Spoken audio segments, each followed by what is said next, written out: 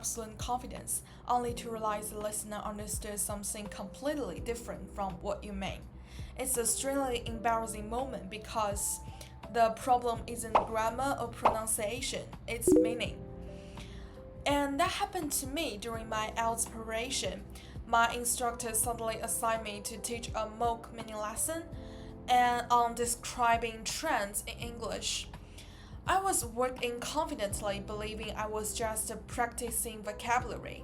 Instead, I was about to learn a lesson about communication. During the mock class, my instructor played a role of a curious, challenging student. At first, everything seemed fine until he interrupted and questioned my word choice. I casually used the verb climb to describe a sharp increase, and he immediately asked why not use soar. His tone wasn't aggressive, but my brain froze. I realized I couldn't explain the difference clearly. In that moment, the classroom feels like a public speaking stage. My hands went cold, my heart sped up, and all I could think was, what if I sound incompetent? Looking back, the real issue wasn't vocabulary, it was miscommunication and the fear of being misunderstood. What bothered me wasn't the mistake itself, but the deeper fear behind it. What if people misunderstand me when I speak?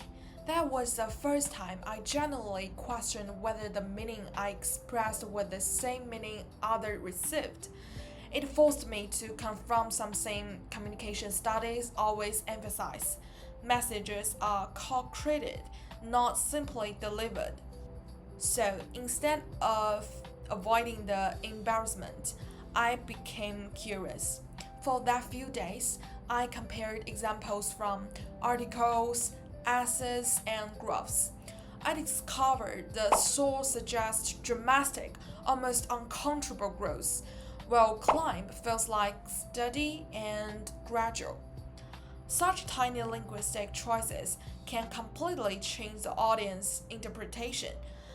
That realization shifted my mindset from which word is correct to which meaning will my listener understand. A week later, my instructor challenged me again, this time asking why use plummet instead of fall. But this time I didn't freeze. I smiled and replied, plummet is like a stone being dropped off a cliff, fast and sudden. Fall is more like a leaf drifting down. He nodded, and for the first time, I felt a full communication loop. Messages sent, meaning understood, and tension gone.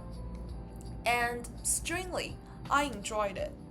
That experience told me that communication isn't about sounding impressive, it's about being understood. Confidence doesn't come from perfect English, but from knowing your audience and choosing language intentionally. And miscommunication isn't a failure, it's feedback. So now, whenever I speak, I pause and ask itself one simple question. Will my listener understand what I mean? If the answer feels uncertain, that's where communication begins, not ends. Thank you.